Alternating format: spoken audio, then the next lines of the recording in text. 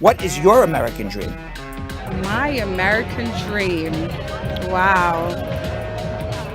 Piece of the pie. Definitely expanding our business, corporation, making it worldwide. I've experienced so many stories of immigrants coming in, and I want to see everyone have the same opportunity to achieve their dream equally, no matter what demographic background they come from. My American dream is I hope that one day we can actually live up to our pledge and have liberty and justice for everyone in America, because America is supposed to be the melting pot and the safe haven for immigrants that migrate over here. My American dream is for people and animals to come together in unity and peace, honestly. The whole idea of the American dream is that I have the ability and option to decide what I want my dream to be. And for me, that's what American dream is all about. Everyone has a right to the American dream.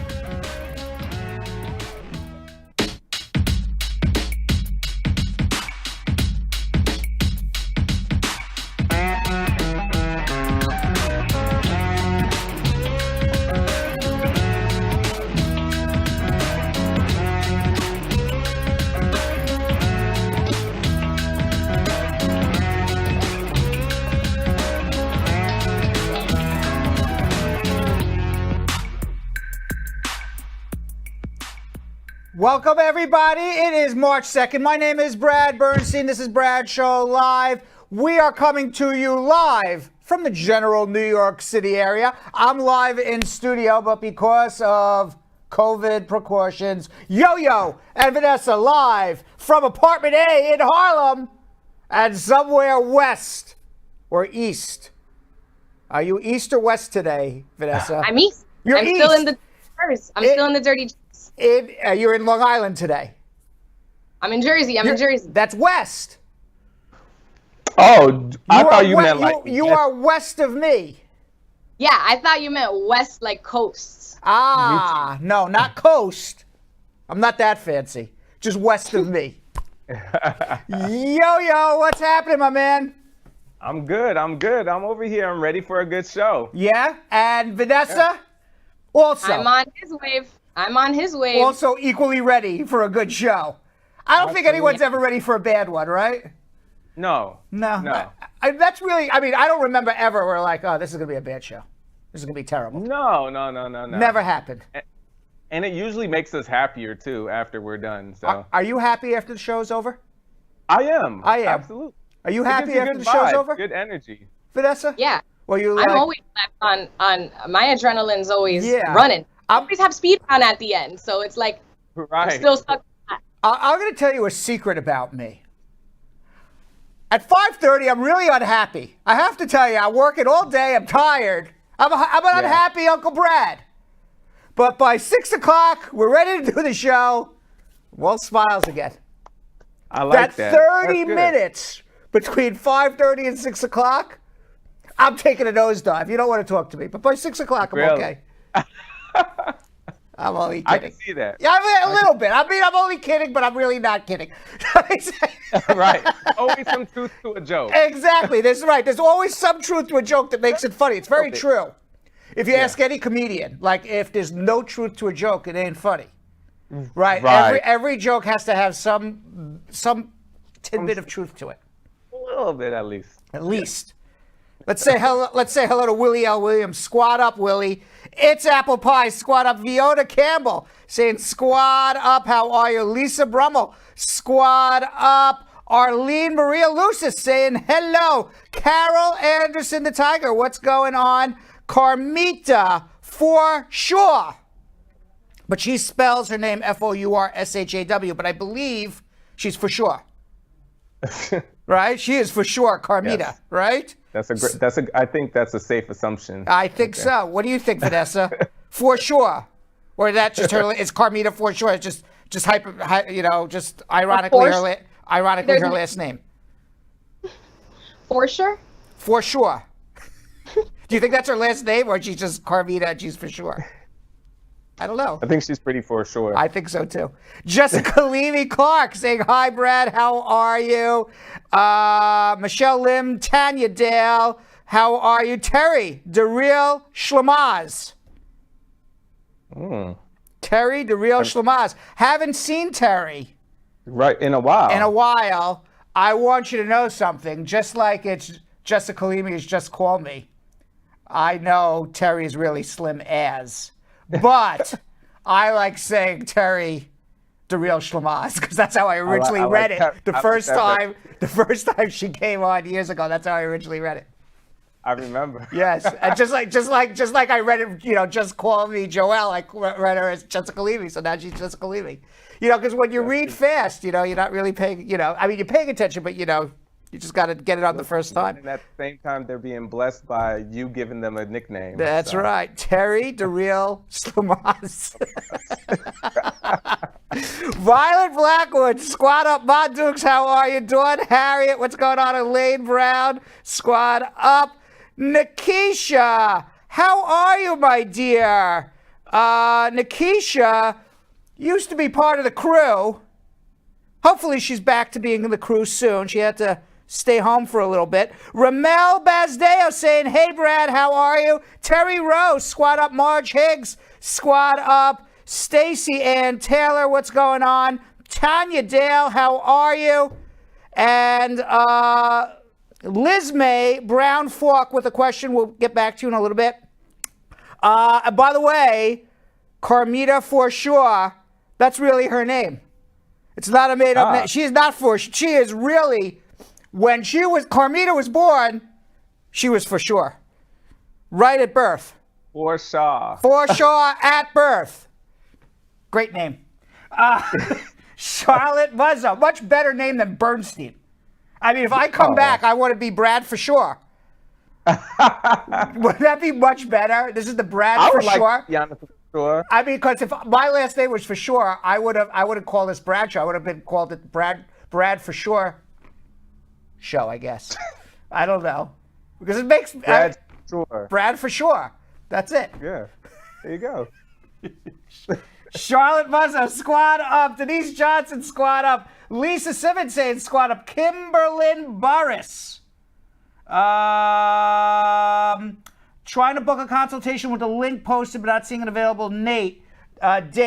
I'm not sure if that link actually works on our website. Just call our office, 1-800-529-5465. It's a number scrolling on the bottom. Shane Mousse, squad up. Zenny Dabu, watching all the way from the Philippines.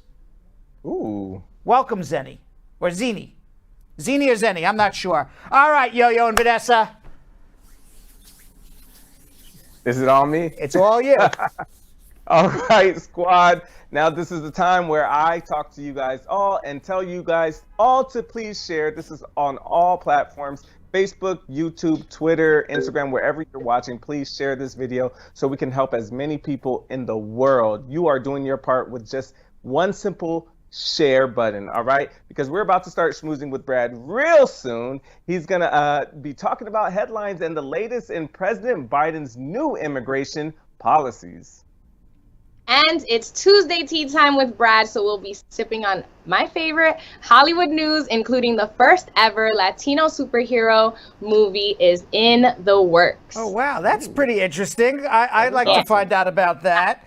And as I said, you can call that telephone number scrolling on the bottom of the screen, 1-800-529-5465, to schedule a consultation. You can also follow the instructions by Dwayne "The Rock" Johnson with my head on top in a blue suit that says, ask me your immigration question. You can call that same telephone number right now. The top 14, not the top 14, the first 14 callers will get on our show. Our lines are open, 1-800-529-5465. And today, in honor of National Read Across America Day, and by the way, there's never a day I don't read. Because that's how I learn everything. It doesn't happen by osmosis.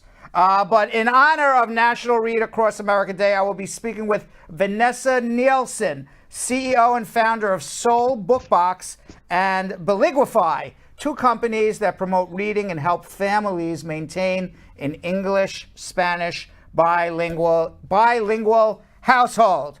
But right now, Yo-Yo and Vanessa, you want to get schmoozing? Schmoozing? Yep, let's schmooze with Schmoozing. Brad. I didn't even say it right this time. Schmoozing. With Brad, Vanessa, and Yo-Yo. We're all schmoozing. Let's schmooze. Let's schmooze. Meanwhile, Joe Biden said he's going to start letting refugees into the United States of America. It's been over 3 weeks, hasn't happened yet, because they're still waiting for his signature on some legal documents. It hasn't happened. He hasn't had, I don't know if he hasn't had an opportunity to sign these legal documents, or there's a problem with these legal documents, or he just doesn't want to do it and had a nice photo op for the cameras. But still, refugees have not been allowed in the United States. Hundreds have been approved, booked on flights to come to the United States, and then while on the airplane, on the tarmac, taken off the flight, according to resettlement agencies who are working directly with refugees. President Biden pledged to increase the number of refugees who could be admitted to the United States after obvious historic lows under Trump. It's now 3 weeks. Nothing's changed. Last week, 60 refugees were unbooked from their flights, and this week, more than 200 refugees on the plane and then off the plane. Biden's proposal is supposed to increase the refugee cap from the 15,000 under Trump to 62,500. He came out to the cameras. He said he was going to do it, but he hasn't put pen to paper yet. So the cap is still at 15,000. So What do you think, Brad? Just your opinion. I want to know what you think. Do you think that he was all cap, or he's actually, trying to work on it, and he has to go through loopholes in order to get them out here? I don't know what it is. There could be loopholes, but I assume as the president of the United States, if he wants something done, it would get done. Yeah. So it's now 3 weeks later, and it's not done yet. It's not done yet. And, you can say loopholes, you can say documents T's need to be crossed, I's need to be dotted, who knows? Okay, I'm not there in the White House, but, if I'm the president of the United States and I come out and I say I'm going to do something, God damn it, I'm going to do it. Then he shouldn't have said anything, period. He should have waited until it was ready. Got you. But I'm not the president of the United States. Although there are people that want you to run. Yeah, I'm gonna stick right here. I'm gonna stay right here. Meanwhile, CNN is reporting that the number of migrant apprehensions at the southern United States border has jumped. More people have been apprehended in January 2021 than the same month in any of the past 3 years.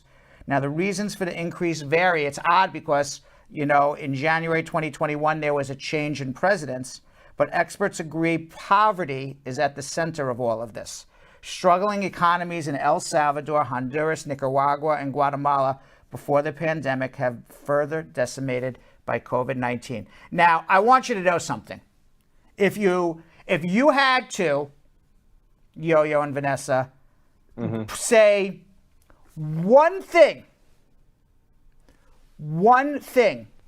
that causes all of this immigration at the border, causes people to come on visas and overstay their visas.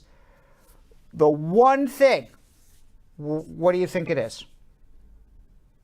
Well, I don't understand. It's jobs. Oh, the reason why they stay? The reason, people are escaping poverty, people are escaping violence. Oh, yeah. But people are not going to escape poverty and escape violence to go to another country where there's no jobs. Oh, yeah. Definitely opportunity. Okay. So it's opportunity in America. Yes. So there are American businesses that are hiring immigrants without documentation. For the most part, these American businesses get away scot-free. They take advantage of immigrants, pay low salaries, below minimum wage salaries, pay people off the books, which is, and then you hear, get immigrants out of the country, they're rooting them, but what is the actual magnet? It's American business giving them a job. Yeah. There's no job here, they wouldn't be coming. This is very true. I mean, so if you really want to say who is the the bad actor in all of this, it's American business, by giving people jobs who are undocumented and exploiting them and taking advantage of them. And then after they come here and risk their life to get here, have to deal with Donald Trump at the border, have to deal with, low-paying jobs, no-paying jobs, go to work and don't get paid at all. And what are they going to do? It's American businesses. And the fact that most of these American businesses don't even have their back, like when they're suffering through all that, is just like, it's disgusting. Right. They literally are exploiting these people. Right. And I was just telling. But the fact that these people know that they're being exploited and they're getting lesser paid than what they deserve, and they still want to come here and they still want to stay here, that tells you something. That it tells you something that's how bad it is where they're coming from, where you're coming from. Exactly. And I was just, telling, Jilly, Joe Biden, he's come out with this, U.S. Citizenship Act of 2021. And, I have never seen a statistic that says there's 30, 40 million undocumented aliens in America. I've never seen it written anywhere. That's just my opinion. Not that I've gone out and counted anybody. But I was just talking about this with Jilly today. And I've talked about this before also. The government's telling us there's 11 million undocumented aliens, but that number hasn't changed in 21 years. So that makes you have to believe that either nobody's come and left, or an equal amount of people have been deported as was entered. An exact number of people who left have also entered it, and that's just impossible. And on top of it, I'm not bragging, but my office has seen or spoke to over 100,000 immigrants in the last 21 years. Since the time of 9/11, and I'm not saying we have 100,000 clients, but we've spoken to them on the phone. They made an inquiry, and I would say most of them are either undocumented or somebody was calling them because of that type of issue. I'm not saying every last one, but a large majority. So if you say 100,000 people called my office at least in the last 21 years, and there's 11 million undocumented, and it never left. That means 1% of the undocumented population called Brad Bernstein. That's impossible to believe. That is very impossible. So it just leads me to deduce that the numbers of undocumented aliens are substantially higher than what the government is telling us, that any statistic. You're not saying aliens no more though, right? Undocumented people. There we go. Right. Thank you very much. Sometimes it's good that you catch me sometimes, because as a lawyer, I learned the word alien in law school. I've used the word alien in immigration court because that's what is used. It's like ingrained in my head. So thank you very much for correcting me. So there's more than 11 million undocumented people.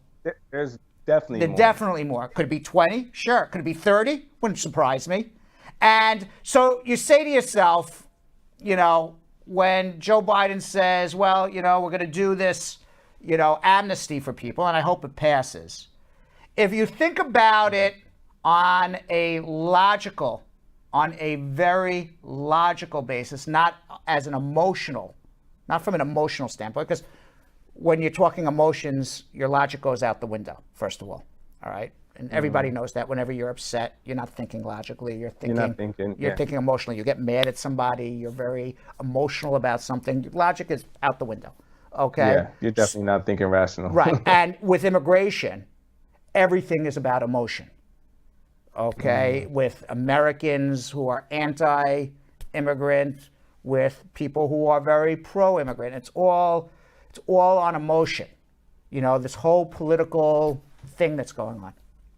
Yeah. But if you think about it logically, you say, all right, we got 30 million undocumented persons, maybe more, maybe less, but I think the number's closer to that than 11.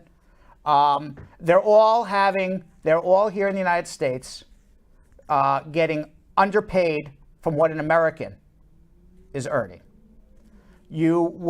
Everybody's entitled, there's a Constitution in the United States, unless you're going to take the Constitution and rip it up, which you can't. So if you want to deport 30 million people, okay, let's think about it, okay, because that's some of the people who don't want to give the amnesty. They say, get rid of everybody. You want to deport 30 million people. Everybody is entitled to a deportation hearing. It's called due process. You're entitled to a fair hearing. In order to give 30 million people a fair deportation hearing, how many judges are we going to need? How many government attorneys are we going to need? A million? Million judges? 500,000 judges? I mean, how many courthouses are we going to have to build for this one? Okay. Right. And then let's say we get judges who are all Republicans and they say deport. Yeah.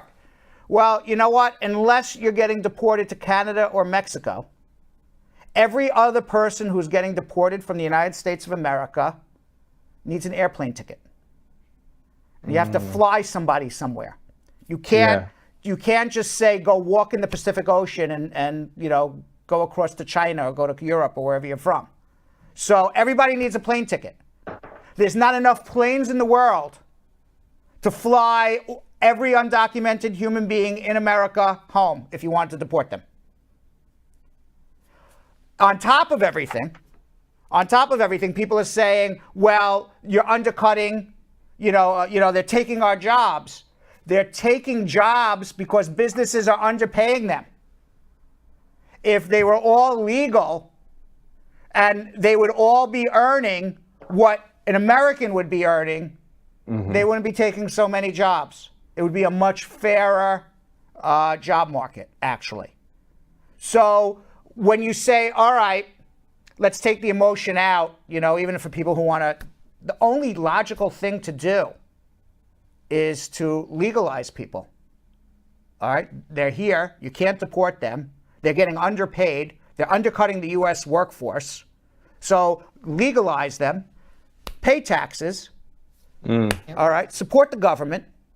Do a background check. Know who's here. I have no problem with that. We don't want bad people here. And ultimately, everybody's wages would go up. So all the people who are arguing against it are actually arguing against their self-interest. Wow, and have no idea that they're doing it. Yeah, because everybody, I'm just saying from a non-emotional standpoint. Yeah. Right. Yeah. So, black and white. Black and white. Yes. Meanwhile, the Senate Judiciary Committee voted yesterday to advance Joe Biden's nomination of Judge Merrick Garland for Attorney General. You may remember Judge Merrick Garland from 2016. He was President Obama's choice to replace Antonin Scalia as the 9th Supreme Court Justice. And because Mitch McConnell decided not to bring him up for a vote, the Supreme Court ended up in an 8-8 tie for about a year until Trump came in and put in not only Brett Kavanaugh, but 2 additional Supreme Court justices from the Republican side. He's now up for Attorney General. He has passed the confirmation hearing in the subcommittee by a vote of 15-7. 4 Republicans actually voted in favor of him as well. He is now going to go before the entire Senate, and hopefully he will be confirmed shortly. He said that his first priority would be to fully prosecute the heinous crimes committed in the attack on the United States Capitol on January 6th. Why this man is so important for immigrants? He ultimately is the chief lawyer for the U.S. government on every legal case, including immigration case that comes across a federal court. Meanwhile, what do you think of Cuomo these days? Man, what do you think of him? He went from America's darling to America's, to I don't know what. It's crazy 6 how months. how fast it turned. Yeah, all these allegations, the sexual harassment. I've been reading all about it. I'm like, what happened to USA's this was American's governor, remember? That's what they were calling him. Yeah, because everybody loved him with his little slide presentations, and he's talking about Mama's meatballs. Okay, but him and Chris Cuomo going at it, we loved it. When they would go at it on Chris's show, I was like, wow, I love this guy. Well, different One of story. America's favorites at one point. I'm sorry, what'd you say, Vanessa? Said one of America's favorites at one That's point, right. but we don't know. I feel like with politicians, when they're on a high, there's always something that comes up to just. It's like, come on, guys. Come on. Well, let me fill everybody in who's not up to date on what's going on with Governor Cuomo. A third woman has accused New York Governor Andrew Cuomo, 3 women in the last week, of unwanted sexual advances, adding to the escalating crisis facing the governor. This woman, the third woman, her name is Anna Ruch. She told the New York Times that Governor Cuomo approached her during a crowded wedding reception in New York in 2019. Ruch told the newspaper she thanked Cuomo for his toast to the newlyweds, and in response, she says he put his hand on her bare lower back. Right, I assume lower back means lower back, like right above her butt. And it was exposed in an open black back dress. And when Ruch uncomfortably removed his hand, Cuomo said to her, "Oh, you're aggressive," as he put his hands on her cheeks, on her face. Cuomo then, it is alleged, asked if he can kiss her. And she distanced herself as he came closer, I guess, with his lips. Now, the newspaper reported that her account of the episode was loud enough and could be heard by a friend standing nearby who corroborated the exchange, along with photographs from the event and text messages at the time. The New York Times published a single photo of the two together at the event in which Governor Cuomo appears to be placing his hands around Ruch's face. The other 2 women, Lindsay Boylan, Charlotte Bennett, who accused the governor of sexual harassment, were both aides in the Cuomo administration. Now, Cuomo released a statement on Sunday saying, to be clear, this is Cuomo, to be clear, I never inappropriately touched anybody, and I never propositioned anybody, and I never intended to make anyone feel uncomfortable, but these are allegations that New Yorkers deserve answers to. Cuomo also acknowledged that some of his previous comments may have been insensitive or too impersonal. He's truly sorry for the unwanted flirtation. Now, other women who came forward included a woman who was last named by the name of Bennett. She was a 25-year-old executive assistant and health policy advisor to Cuomo. She told the New York Times that during one of several uncomfortable encounters, Cuomo asked her questions about her sex life during a conversation in the state capitol office and said he was open to relationships with women in their 20s. She told the New York Times that she interpreted the exchange, which she said took place in June, while the state was in the throes of fighting the pandemic, as what the newspaper called clear overtures to a sexual relationship. Boylan alleged that the Democratic governor kissed her on the lips following a one-on-one briefing in his New York City office in 2018. So there's 3 different allegations. Yo-Yo and Vanessa. Yes, I'm listening. Mm-hmm. All I have to say is this, 2 things about sexual harassment. Mm-hmm. All right. Number 1, you can only be sexually harassed in the workplace. All right. So in terms of sexual harassment, wherever you work, keep your mouth quiet and keep your hands to yourself. Period. Yeah. Everybody. Yeah. And it goes women to men, men to women, men Absolutely. To men, women to women. Yes. Be smart. Yes. We have some comments. There's a couple comments. Yeah, Marge Hicks says, I'm so embarrassed for him because I really love and respect him. I hope it's fake news like they tried with Trump, side eye. Yeah, I don't think it's, you know what? I'm thinking it's not. I don't know for sure.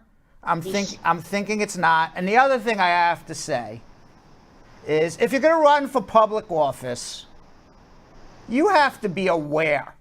I mean, how dumb are our politicians?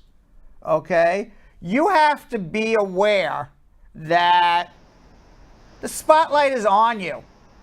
Okay? And, no matter what Donald Trump says that this is locker room talk, and that's a whole other discussion, how Republicans can get away with it and Democrats don't. But that's a whole other discussion. That's a whole other schmooze. That's a whole other schmooze. Okay? But the bottom line is this. If you're so dumb to not be able to keep your mouth shut and not be able to keep your hands in your pocket as the leader of our state, you don't deserve to be the leader of our state, period. This is the thing. what you're saying is absolutely I mean, it just right, blows my but- mind that this guy's the governor would do something so dumb.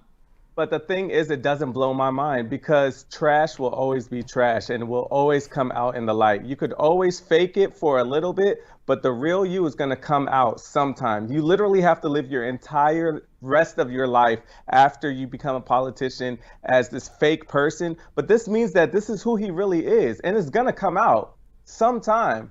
So it doesn't surprise me. Trash is always going to come out. This is not like, it doesn't surprise me that a politician is a scumbag.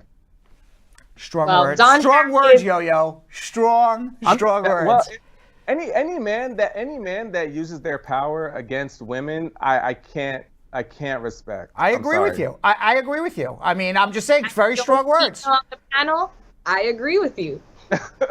It's true. I'm like, how stupid can you be? Yeah. Don- So we have Don Disappointed. Harriet said, "I'm very disappointed in him." Joan Erica said, "If nothing came of Trump's accusations, then I'll wait to say anything about Cuomo," which is what a lot of people are also saying, because like I said, he really won the hearts of so many people in this country. So a lot of people are like, well, I want to wait and see, because it could always just be he say, she say, or someone trying to get a come up. Well, So- there's three different people who with very credible stories. Credible meaning that there's details, they're specific about what was said, they're specific about when it was said, they're specific about what was done. In addition to it, it's not one person. All right, I saw in the comments Right. somebody said, well, what about Biden? As far as I know, one person came out with something that Biden did back in the 90s, and it wasn't so much sexual harassment, but that he liked to touch, but he's just a touchy guy, but never actually alleged it was as in a sexual nature. And there was only one person who ever came out against Biden with that, as far as I'm aware, at least publicly. And Cuomo has that reputation, that administration has that reputation of him being a bully, of his administration being a bully. You've heard whispers about that for a while, and sometimes also when people are in power, they think they're immune. They can get away with stuff. Just like when Donald Trump says, I can go on Fifth Avenue and shoot somebody and get away with it. As you get more power, you think you're immune to everything. Yeah. But eventually, the law will catch up to everybody, including the pumpkin. Yes. I think. Marcia, one last one. Marcia McCullough said, I agree with you, Uncle Brad. Keep your hands to yourself. What is wrong with these men who feel they are in charge of women's bodies? Meanwhile, according to statistics from Johns Hopkins University, there are now over 114 million coronavirus cases worldwide. More than 2.5 million people have died. 64.7 million people have recovered. In the United States, 28.6 million people have been diagnosed with COVID. Today, President Biden said the United States would have enough COVID-19 vaccine doses for every adult American by the end of May. That means that by the end of May, the United States will have produced enough vaccine to inoculate with the COVID vaccine, whether it comes from Johnson & Johnson, whether it comes from Moderna, whether it comes from Pfizer, enough vaccines to vaccinate everybody. That is a dramatic improvement from what Dr. Fauci was saying when Donald Trump was president, that we hope to get everybody vaccinated by the end of 2021. And it is a bigger improvement than what was even being said a month ago when we thought by September. It is now the end of May, and then they say by the end of the summer, the United States is going to have a surplus of vaccines that hopefully that they'll be able to give, hopefully for free, to countries that really need it. So that's a big thing. So that means, Yo-Yo and Vanessa, your vaccine's around the corner if you want it. It's around, because my mom got hers last week. My dad got his yesterday. Good so, for them. Yeah. Good and for they're them. of age. They are high at risk, Right. So it's good. I'm happy about it. I want to get mine, except I don't qualify. You down there with us, Brad? I don't qualify for anything. You down there with us? Yeah. I'm like, I'm looking down on the list. I'm like, no. And then it's a court officer. I go, aha! Oh, only, nope, I'm not a court officer. I got excited for a second. Nope. That's a damn. Yeah, it's a damn. And lastly, before we got to get to some tea quickly and then get to our immigration, but Yes. it was sad news I saw today. Bunny Wailer, founding member of the Wailers and reggae music giant whose career spanned over 7 decades, died at the age of 73. Wailer's manager, Maxine Stowe, confirmed that Wailer died today at the Medical Associates Hospital in Kingston, Jamaica. No cause of death was given, but Wailer had been in and out of the hospital since suffering his second stroke in 2020. Now, I know a lot of people know a lot about Bob Marley and the Wailers, but let me just tell you, because, I mean, the most influential group of guys is for reggae music, period. Absolutely. He was born Neville Livingston. Before adopting his famous moniker, he was also known as Bunny Livingston. He was a member of the original Wailers trio with Bob Marley and Peter Tosh. Now, he was born April 10th, 1947 in the 9 Mile district of Jamaica's St. Anne Parish. He was friends with Marley since they were kids. Now, following the death of Marley's father, Norval, in 1955, Marley's mother, Cedella, lived with Livingston's father, Thaddeus, in Trenchtown, making Bunny and Bob basically stepbrothers. Wow. And I know, didn't know that. and Trenchtown, by the way, is lyrics in some of the songs. Yeah. I've heard Wow. Trenchtown in Bob Marley's songs. Yeah. Now, while Marley and Livingston were being mentored by Joe Higgs, the godfather of reggae, they met Higgs' fellow student Peter Tosh, and then they all ventured into Kingston. Soon after, they were joined by singer Junior Brathwaite, backup vocalist Beverly Kelso, and Cherry Smith. Following a string of name changes that included the Teenagers and the Wailing Wailers, the Wailers aligned with Cox and Dodd Sound System and Studio One label, which employed songwriters and producers like Lee Scratch Perry and Jackie Mittoo, and released the Marley Penn's Simmer Down, a #1 hit in Jamaica. The Wailers then went on hiatus as Marley married his wife Rita and joined his mother in Wilmington, Delaware. During this period, Livingston was in jail for marijuana possession. But following his release from jail, Livingston, who was then changed his, now known at least in the entertainment world as Bunny Wailer, began work on his solo album, Black Heart Man, beginning a fruitful solo career for Wailer, who would then win the Grammy for Best Reggae Album 3 times in the 90s. So I want to ask the Brad Squad, what is your favorite song by any, Bob Marley and the Wailers? But I'm also reading in the comments that Bunny, it's so sad that he's dead, but his wife is still not found and she's missing. Not sure if this is true, but we have a lot of fans that know a lot of stories, when it comes to reggae artists and stuff. So that's what they're saying. I want to look into that. Yeah, go look into that. I don't know what happened to his wife. Is she missing recently, or it's been like a long-term thing? They said, yep, she wandered off and can't be found. Just recently? Nice. Just recently? No, I'm not sure. I'm going to find out more, but it's multiple squad members that are saying this. So. All right, well, we'll look into that. In the meantime, let's drink some tea. I got to get my tea over here. Get your tea. I'm back to peppermint tea. Julian says that's my favorite. Julian says peppermint tea is my favorite. I said, Julian, I said this to him. I said, why are you always serving me peppermint tea? He says, that's your favorite, boss, isn't it? I said, okay. I said, okay. Said, sounds good to me. Julian knows. Let's see. Do you guys have any tea? Yes, You do? Yeah, what are you drinking today? I like my ginger. I like my ginger and honey. I'm in the middle of moving and I packed my Brad Show live mug in a box. So you have no tea today. I have But no you just sit back and relax and be jealous while Yo-Yo and I sip on our tea. I'll just sit here and look pretty. Cheers. Cheers.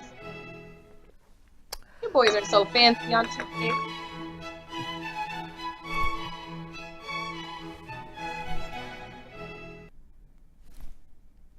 Meanwhile, Nice. nice, right? Meanwhile, this is weird.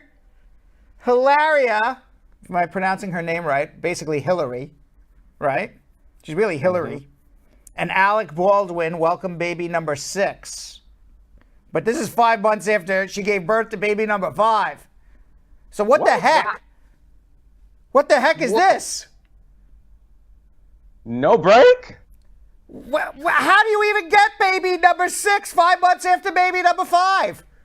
What the heck? Is that even biologically possible? Apparently here. Yes. Wow. A source Well, then. confirms to the New York Post that Alec Baldwin and Hillary Baldwin, even though she keeps calling herself Hilaria, I get, what is the Spanish name for Hillary? Is it Hilaria? Hilaria? How would you pronounce that, Vanessa? No, Hilaria. Hillary. Hilaria.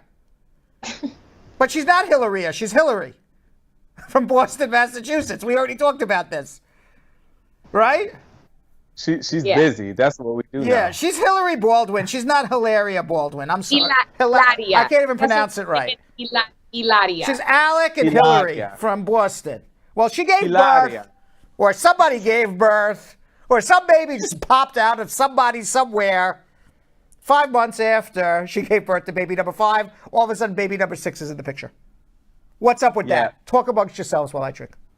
I've never heard of any babies in between, like 5 month span. Like that's wild. I know, my brother and sister, they're about 12 months, and that was already, 11 or 12 months. But still, that was a lot, but 5 months?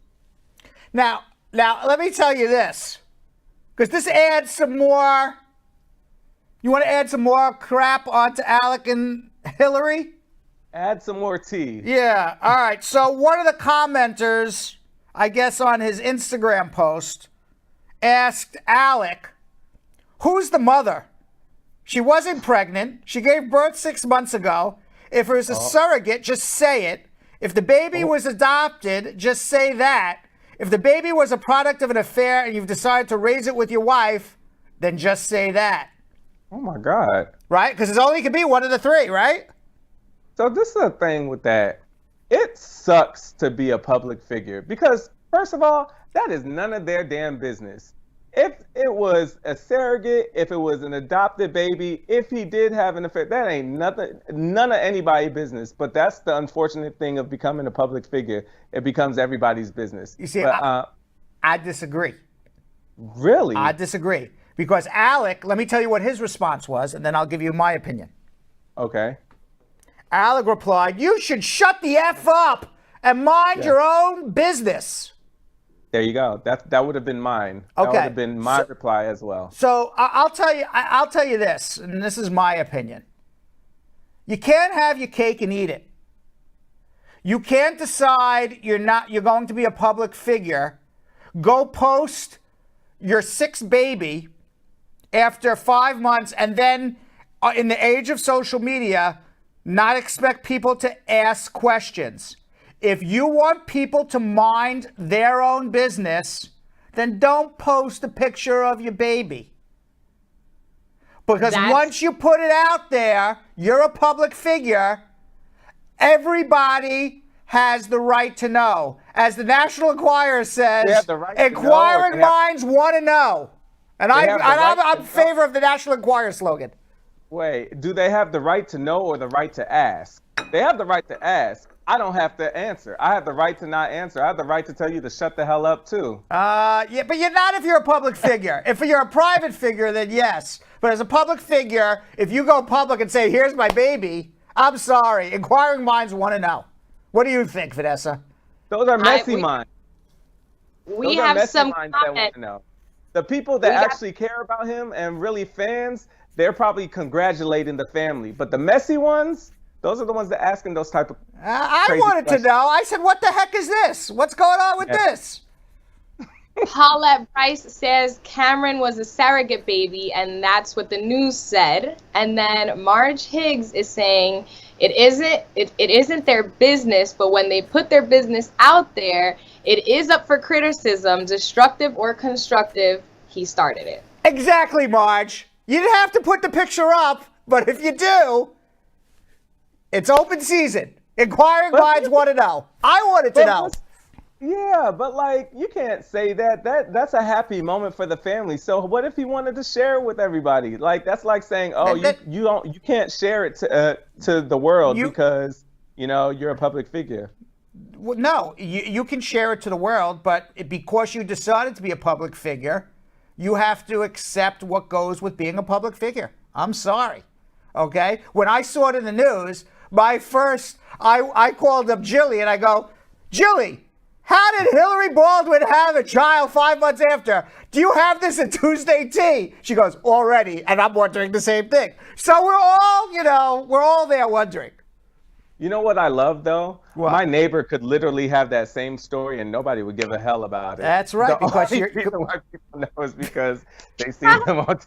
Because I see it all the time down the street. I'd be like, damn, you got another baby? But the world don't care. Because your neighbor's not a public figure.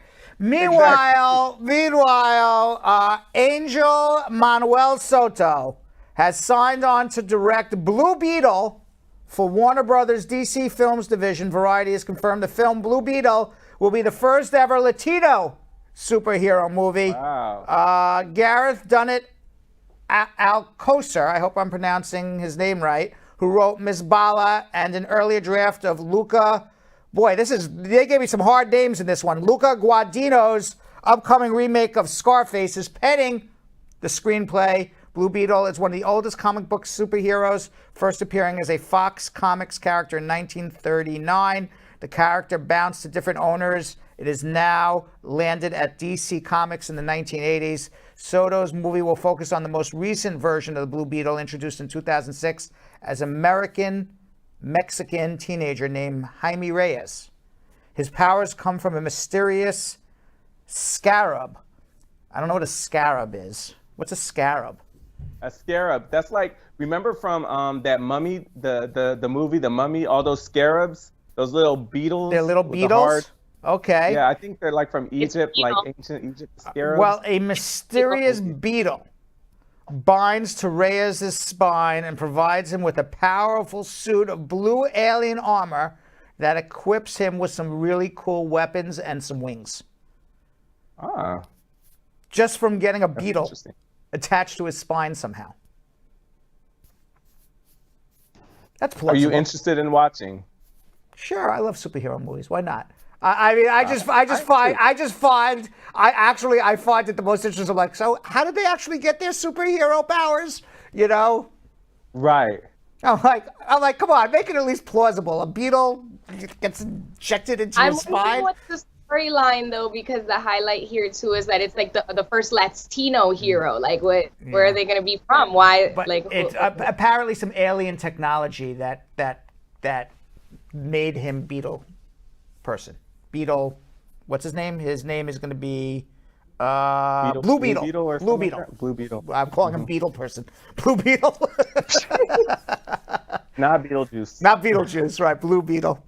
All right. By the way, before we go, do you have any secret, like if you, like deep down, what would your superhero power be, Vanessa?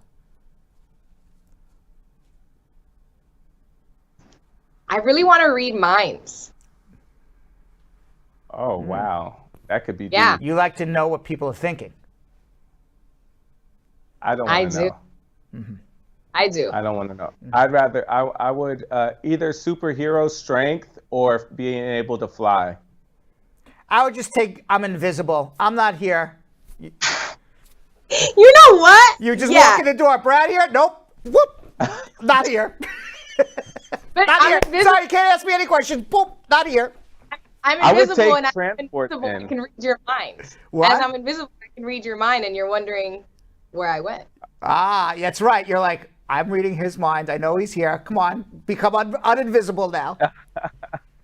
That's deep. All right, that is deep. All right, we gotta get to our immigration questions, our meat and potatoes. But first, in today's Brad Education, I answer the question, when can I file for my citizenship?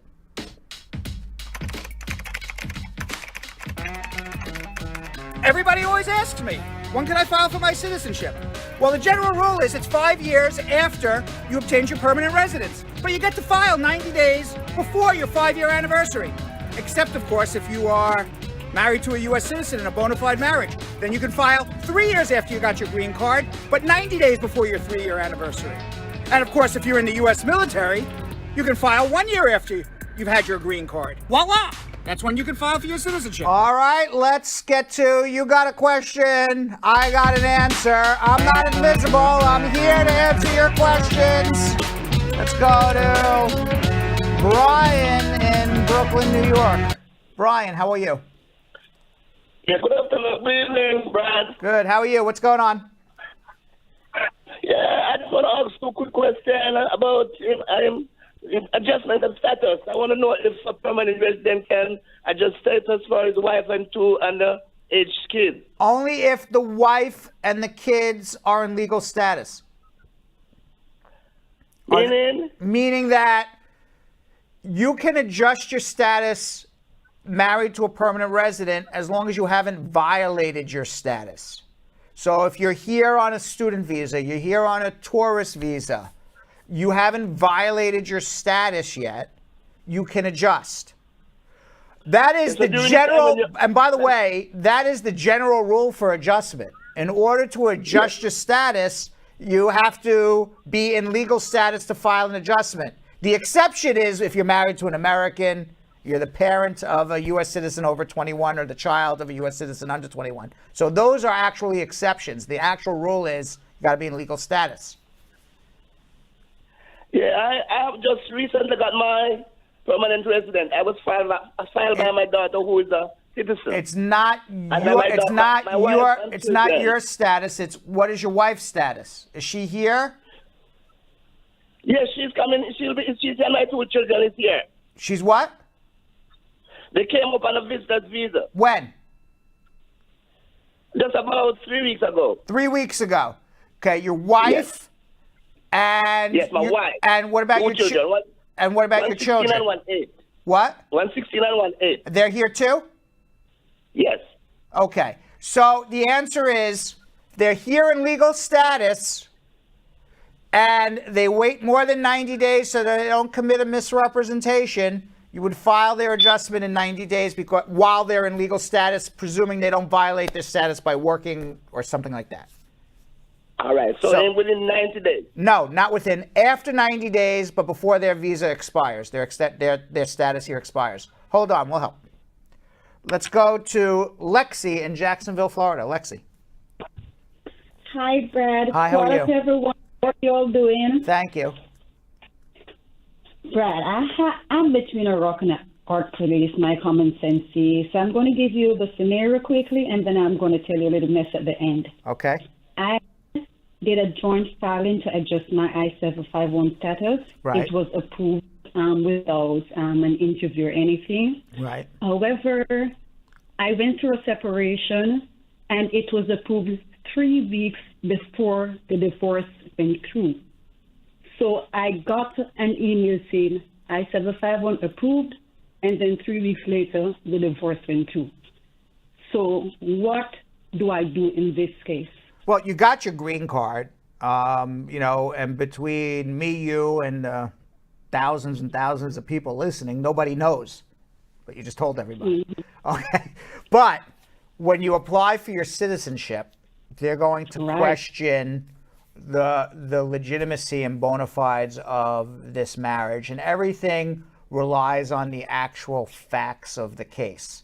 So, in your particular case, as long as you would be able to show that when you filed that application to remove the conditions of your permanent residence, you and your husband were living together in a bona fide marriage and were living together in a bona fide marriage for some period of time after you filed that I-751, and then at some intervening moment after you separated, and the dates in your divorce would indicate that the separation happened well after you filed that I-751, under that scenario, I would argue you did nothing wrong. It's the problems happen when you file a I-751 joint application, then you go to a matrimonial lawyer, and the matrimonial lawyer doesn't understand immigration, and in some jurisdictions, there's a requirement of separation for a period of time before you can get divorced. Who knows what, with different laws. And all of a sudden, they're putting down that you separated 6 months before you filed that joint application. Now there's questions about the bona fides of that application. Okay, Brad. That part I was sure of, and I can prove the bona fide status of the application. And to what I sent in, since I got no review or anything, no RFC, then they were satisfied with what they got. Right? Correct. This is the next part what happened. We had a bad breakup. And by the way, if you actually had the final divorce, it would be incumbent upon you to alert them and convert your case to a divorce case, but you were not fully divorced when they approved you. Right, and this is the nasty part what I said, what happened now, quickly to end this. The divorce happened without my knowledge due to the bad separation. He sent all divorce documents to an address we lived at together before we were even married. Do you have children with him? No, we had no children all right, together. So what you can do is this, okay? If you are concerned about this divorce, and basically what happened now, you're telling me, is that the man divorced you behind your back. Yes. In all 50 states, whether you're getting a divorce in New York, you're in Florida, Texas, California, it doesn't matter where, law's the same when it comes to this. The law says when you're getting a divorce, the other party has to be given notice of that divorce, because it's not fair to have a judge decide on the termination of a marriage and perhaps on money issues as well, if the other side isn't notified to show up in court and have his or her say. So that's why in all divorce cases, they say you have to personally serve the spouse, or the spouse has to sign a consent to a divorce. So if the spouse, which is you, where it's not personally served, it's called sewer service. They serve you in the sewer. It's the legal term. They serve you in the sewer. You weren't really served. And you didn't consent to a divorce. In essence, that divorce is procedurally defective, substantively defective. Now, at the moment, you are legally divorced from this man, even though it was procedurally and substantively defective because they didn't serve you. Guy lied. Okay? Right. You can go to a matrimonial lawyer in Florida, tell him the story you just told us, and make a motion to reopen that matrimonial hearing based on the fact that you were not properly served and that your rights were affected. And how are your rights affected? Because of this immigration issue you just presented to me. Perhaps you want alimony or maintenance or equitable distribution or some other forms of relief that you didn't have an opportunity to make in court. So in this particular situation, especially because of immigration, I would argue that you'll be okay. But if you have an opportunity to reopen your divorce because you were served in the sewer and that divorce is not jive with your immigration, I would try to do that. Okay, Brad, because I'm just going to make this quick before I go now. I was in the process of doing an application for a divorce because I knew we weren't getting together, and that's when I found out that I was divorced and saw that all documents were sent. The date, the court reached out to me several times, and I have phone records where we had correspondence whilst we had the divorce proceeding happening. I never notified I'm not a divorce attorney. One second, but I'm not a divorce attorney in Florida, so I can't help you more than that. But what I can tell you is you should be speaking to a divorce attorney in Florida about reopening your case. And when the case gets reopened, what then happens is the judge reissues a divorce termination of a of a marriage Okay. at a future date. Now, the longer it takes for you to do that, the less likely a judge will reopen the case. And if your ex-husband is remarried, he is also unlikely to reopen the case because he doesn't want to make your ex-husband a bigamist. So there's lots of issues, but you need to speak to a matrimonial lawyer. Okay, thank you, You're Brad. welcome. I appreciate it. Okay. Have a wonderful day. You too. All right. Gregory in Fort Lauderdale, Florida. Gregory. Gregory. Gregory. Yes. How are you? doing, sir? Good. What's up? How you doing, sir? Good. What's up? Yeah, I'm good. I'm a U.S. citizen, and I've filed the I-130 for my two sons in Jamaica from last May, and they sent about the receipt number saying that they received it and it's being processing right now. So I'm asking you, what the next step? Well, you filed for your two children. You have an I-130 receipt. The next step is wait for an approval. How long has it been? Okay. Last May. I filed last May. All right. So if 12 months goes, you're not at the 12-month mark, and you still haven't heard, then call back my show and we can talk about a mandamus. But until then, just wait. Hopefully, you get a decision between now and the next 2 or 3 months. Okay. Thank you, man. You're welcome. Let's go to Lily K in Glendale, California. Hello. I'm sorry, Lily K? Hello? Lily K? Lily K, you're breaking in and out. Can you hear me? I now hear you. What is your question? Yeah. So my interview was in 2019 November. It was marriage-based interview and it was stock interview, but we did like good job. So after that till now, we didn't hear anything from them. So we did different like inquiry, even congressman did, but the case like in the same condition under the review. So actually, I don't have any criminal history. I pay taxes. We have all evidence connecting with our marriage. So I don't know what should I do. Like You threaten a mandamus or file a mandamus. You went on a Stokes interview. It's now been over a year and a half, maybe longer. You've made inquiries. Nothing is happening. The next step is threaten a mandamus or actually file it, which is a lawsuit against the government to force them to do their job. I see. So there is no other way to do inquiry or something like that. You can. You've done inquiries. Look what happened. Nothing. You can go to your congressman. Yeah. Nothing's going to happen. Nothing. You can go to your senator. Yeah. Nothing's going to happen. You can go to the Dropbox and write a letter to the officer. Nothing is going to happen. In my experience, the only thing that makes immigration pay attention to your case is a threat of a mandamus or a mandamus. I've tried everything, by the way, because in years past I would write letters. I would call congressmen. I would do. I've tried every other way in my 25 years. This is the only thing that works, at least for me, and it works fast. I see.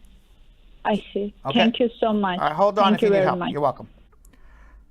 Let's go to Lee in Trenton, New Jersey. Lee. Hi, Lee. Hello. All right, somebody get Lee on the phone. Sandra in Indianapolis. Hello. Hi, Sandra. How are you? Hi. Good evening. I'm good. How are you? Good. What's going on? So I have a question. I filed for my mom. I'm a U.S. citizen, and I filed for my mom last year, August. And I just got a letter saying that I needed to send in a form, I-944. So my question is, am I the one filling out the application or my mom? It's your mom. My mom. Okay, so there's a lot of things in the form about her income, Then it's zero. credit score, Then it's and zero. stuff. If she doesn't have it, she doesn't have it. What the problem's going to be that if your mom doesn't have this stuff, which she obviously doesn't, and maybe she's elderly and she's not even going to be working, or maybe she has some health issues, or she doesn't have health insurance, it gives them pause to actually approve her case. So unless you're earning a substantial income, it becomes problematic. You may want to have a consultation. I'm not sure. I don't know what your income is. I don't know what your mom's story is. Okay. My mom, she's not working at the moment. She doesn't have insurance. She's 53, so she's not working. But 53 is young to get a job. Why isn't she working? Because she's not able to. She doesn't have employment authorization or anything. Can you get her an offer of employment? Sorry? You can get her an offer of employment that, this will confirm that mom will be employed by me when she's legal to work. Yes, we can do that. And then hopefully in that offer of employment, and by the way, the job comes with health insurance. That would go a long way. Okay. Yeah. So that was the problem that I had, because I'm not sure what to do, how to go about filling out that form. So it's fine. So I mean, if there is somebody out there that's willing to offer your mom a job, and you can get a job letter, and hopefully it says that it comes with health insurance, this job, and when your mom gets a work permit, she can show that she's working there when the time of the interview. That would be wonderful. She'll be fine. Oh, okay. Also, is there is it necessary because I see on the form it says household members and stuff. Do I need to put in my information as well? If you're the household member, yes. Okay. All right. Okay. All right. Thank you. You're welcome. Let's go to Joy in Chicago. Joy in Chicago.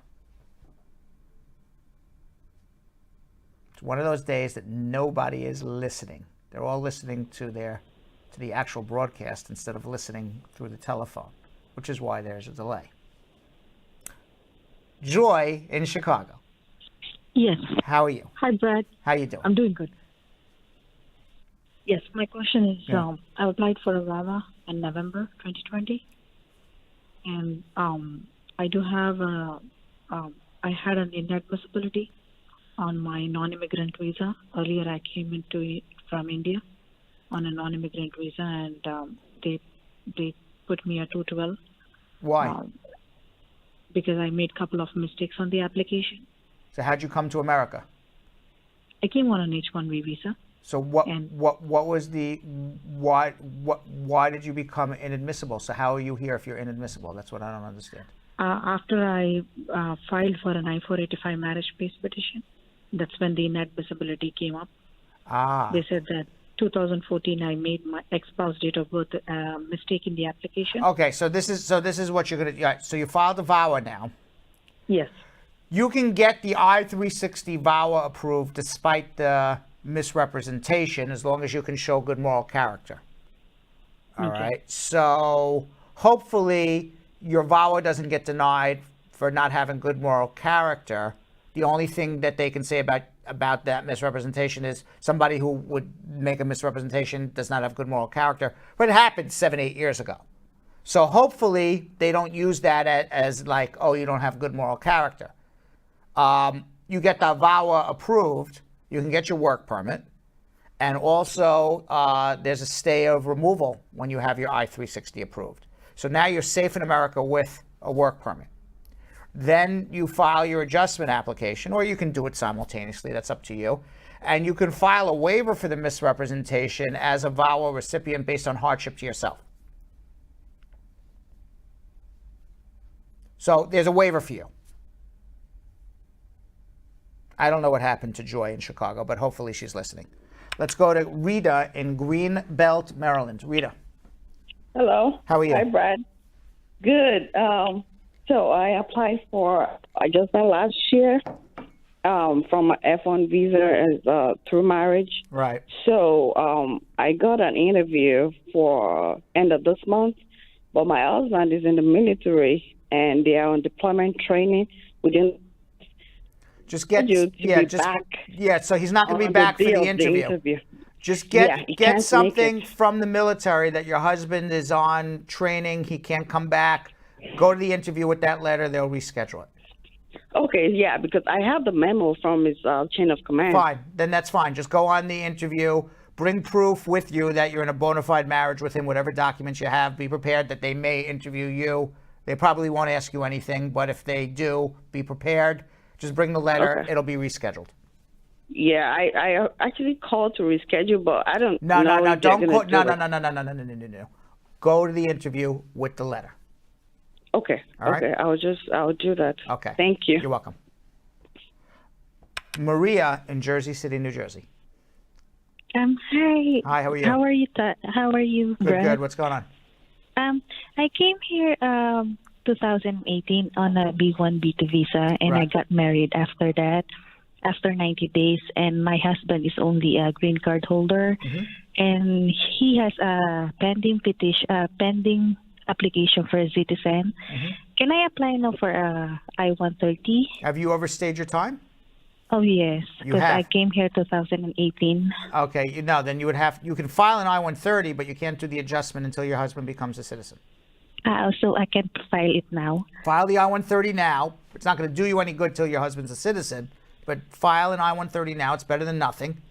And once your husband becomes a citizen, you can upgrade it and file the adjustment. Okay, and by the way, he applied the citizenship October 2019. Can we apply now the mandamus? Because it's already been a year. Yes. Okay. Thank you so much, You're welcome. Brad. Okay. Rebecca in Dallas. Hi, Rebecca. Hello. Hi, how are you? Hey, Brian, how you doing today? Good, what's going on? Oh, yeah, I just got this question. I want to ask a question. I mean, everything goes on and everything goes on. We got a denial letter. My question is, why my work authorization is still valued with the denial letter? Can I still be working? Not your work permit is no longer good, but the good news is your boss don't know that, so keep working. You know, until your boss tells you not to work. I should stop working? No. I'm Continue telling you a legal issue and a realistic issue. So from a legal point of view, are you legal to work? No, because your adjustment is denied. The responsibility to determine whether you are legal to work or not is on your boss, not on you. So you are already undocumented at this point. So what's the difference? It's not like you're violating anything. Since the obligation is on your boss to determine whether or not you're legal to work, and obligation is not on you to determine whether you're legal or not to work. If your boss and you're not doing it, you're not making your immigration status worse by working because you're already undocumented at this point. You're already in violation of whatever immigration status you were in because your adjustment was denied. So you're not putting yourself in a worse position by working undocumented. It's not your obligation to determine whether you're legal to work or not. It's your boss's. So from a realistic standpoint, work until your boss says otherwise. From a legal standpoint, are you asking me in legal ivory tower, are you legal to work? No, but realistically, it's not your problem. It's your boss's problem. Right. Got it? Right. Yes, sir. Thank you so much. I appreciate that. Yeah. Let's go to Scott in Los Angeles. Hi, Scott. Hi, Brad. How are you doing today? Good. How are you? I'm good, thank you. I just want to start off by saying that I love your show and I watch thank you it very every much. day. Appreciate it. Thank you. No problem. I have two questions. Yes. First question, my wife and I are about to file our I-751 together. Okay. We have a lot of supporting documents of each other, and we also have a child with each other. Right. Great. And we still currently live with her parents because we're saving up for our own house at the moment because we can't afford it just now. Okay. And time our interview comes around, is that going to be a problem? No, because you have a child together, and I'm sure you have other documentation to show you live there. So the fact that you live with her parents, I don't find that problematic based on everything you told me. You're going to be fine. Oh, okay. All right. And my second question is, when my 2-year green card expires, will I still be authorized to work, or would I have to wait for my I-751 approval? No, as soon as you should file your I-751 at least 6 to 8 weeks before the expiration. You can't file it more than 90 days before, but between that 90 and 60 day period before the expiration, you should be filing your I-751. When you file it, it takes the government about 6 to 8 weeks to send you back a receipt notice because they're really delayed. You know, a year ago before COVID, it was 2 weeks, but now it's 6 to 8 weeks. When you get that receipt notice back, that receipt notice is going to say your lawful resident status is extended for 18 months. Use this letter or your I'm paraphrasing. I don't remember exactly what it says, but this letter is proof that you are legal to work and legal to travel. And you take this letter with your expired green card, so those two documents together, and you use that to prove you're legal to work, you're a lawful resident. You use that to be able to travel with your passport, obviously. So as long as you follow that routine that I just told you, there's never going to be a day that you're not a lawful resident of the United States. Eventually, you'll get an interview. You and your wife will go. You prove it's a bona fide marriage. You got a kid together. Who does a business marriage and has a child together? So, I mean, that's more proof than anything that it's a real marriage, and you'll get your status removed, and you'll be a lawful permanent resident. Okay, and how long does that, from start to finish, how long does it usually take to get the I-751 approved? Well, there's no usual anymore since COVID. You know, in years past, it was 12 to 18 months. Now they're taking 18, 24 months, but who knows what it'll be in a year from now. Okay, Brad. Thank you so much. You're for very your time welcome. today. Thank you very much, Scott, for watching. Thank you. Okay. Cristiano in Lewiston, Minnesota. Cristiano. Hey, Uncle Brad. Hey, how are you? Good. You? Good. Yes, I have 3 questions. The first one is who is undocumented person? Like, for instance, I have an asylum case pending. Am I considered undocumented? No. You're considered here in the United States legal under color of law. Oh. So this new Biden amnesty doesn't have nothing to do with this. It does have something to do with it if it passes. It was funny. I was just talking about this today with Julie also. Let me tell you, there's 5 statuses that you could possibly be here in the United States as a human being. Okay? You could be a United States citizen. You can be a lawful permanent resident, have a green card, whether it's conditional or permanent. You could be a non-immigrant, meaning that you have a tourist visa, student visa, an E-visa, a J visa, any of those visas, non-immigrant visas. You could be undocumented. Undocumented means you came without inspection or you came here on a non-immigrant visa and overstayed your time. You could also be here under color of law, meaning that you are legal under color of law because the government says you're legal. Those would be pending amnesty, DACA, TPS, pending adjustment application, deferred enforced departure. Everybody under color of law, everybody who is undocumented, who is physically here on January 1st, 2021, based on what the law that Joe Biden presented to Congress, I'm not saying that's going to be the law, will be eligible to change their status from either undocumented or here under color of law to that status that is not your green card, but what are they calling it now? I just went blank. Lawful prospective status. Excuse me. I just had a brain freeze for a second. So you would be eligible to adjust your status from undocumented or here under color of law to lawful prospective status, which is that temporary status for 5 years that we talked about, until at that point then apply for your green card. So yes, that's kind of how it's going to work. assuming it passes, which it hasn't. Oh, okay, that sounds good. All right. And my last question is, a friend of mine applied for a work permit. It's been like 50 days already, and he haven't received any response from the USCIS. Well, work permits are taking months and months and months now, so don't expect anything anytime soon.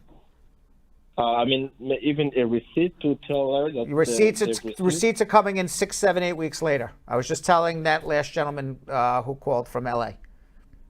You say 6 or 7 weeks?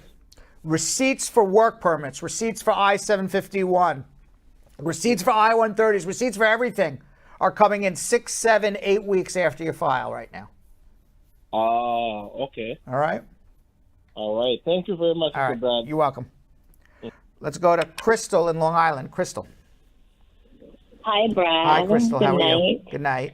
So I'm married in 2018. My papers came through in 2019. So I'm supposed to file take the conditions off my green card. Right.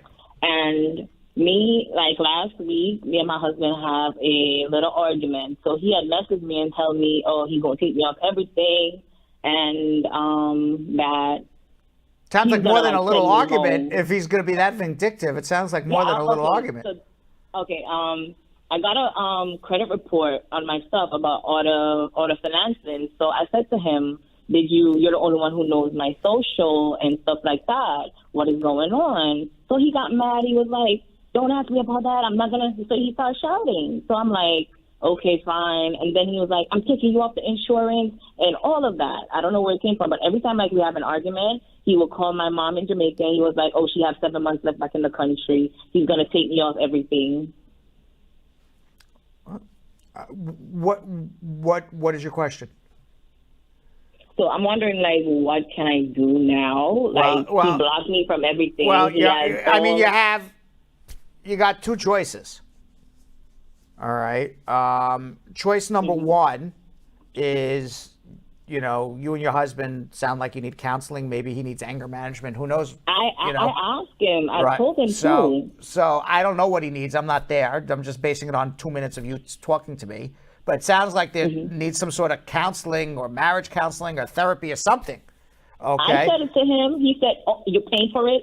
And, still getting mad. All right, I think everything. It sounds like he's under a lot of economic pressure. That's what it sounds like to me. But, so maybe, I don't know. I mean, if you want to work things out, what you would need to, do is be empathetic, figure out, go in his shoes, figure out what's making him angry, what's making him mad, and be empathetic to, you may not agree with what he's saying. Nobody says you have to agree, but be empathetic and try to work things out. Alternatively, and that's my Dr. Phil moment. Alternatively, if he's doing this, what is it? Self-fulfilling prophecy, meaning he's doing what you're going to do, what he's threatening to do, which is end the marriage. And if you start a divorce, because those are your choices, you're either going to file a joint application with him or you're going to start a divorce. So if you start a divorce and then you file on your own and you say it was a real marriage, it's no longer a real marriage. My husband is off his rocker. Keeps threatening me on everything. He moved in, he moved out, he moved in, he moved out. I can't handle it anymore. I'm getting a divorce. Here's proof it's a real marriage. End of story. And you do it on your own. Nobody says you have to stay in an unhappy marriage. Yeah. Brad, one more question. Yeah. He has every document. He controls everything. Well, if your name's on these documents, you could always get them. So bank accounts that your name is on it, you're entitled to go to the bank and get them. Insurance, call the insurance company. So, I mean, there's and things for that you taxes, can... because he filed Taxes, you're entitled to copies too. Okay. Thank you, Brad. You're welcome. All right. By the way, if you didn't get your immigration questions answered, you can always follow me on Instagram at @RealBradBernstein. If you follow me on Instagram at @RealBradBernstein, you can drop me a DM. Sometimes it takes me 2 or 3 days. I admit I'm not as fast as I used to be. Not because I'm getting older. I feel I'm getting a lot younger. Just a lot more people DMing me. But I do answer everybody eventually. So follow me, drop me a DM. I'll try to, it's me personally talking to you, nobody else. You can drop me a DM. I'll be happy to help you as best as I can. You can also follow us at Bradshaw Live. If you follow us at Bradshaw Live, as I say on every show, you can't handle 2 hours of Yo-Yo, Vanessa, and me, but you can handle 2 minutes of us. Follow us at Bradshaw Live and Yo-Yo and Vanessa. Yep, you guys can follow me at Jonathan Elias TV. And you guys can find me at Vanessa.Contreras TV. And later in the show, if you want to maintain a bilingual household but find it to be challenging, you won't want to miss my conversation with Vanessa Nielsen, CEO and founder of Soul Bookbox and BILIGUIFY, and how she helps families find quality books and maintain English, Spanish-speaking homes. Absolutely. And before we get into social media check-in, and today's Spar and Bernstein close-up partner and immigration attorney Shannon Laguerre-Migrant explains how the Violence Against Women Act VAWA relates to immigrants.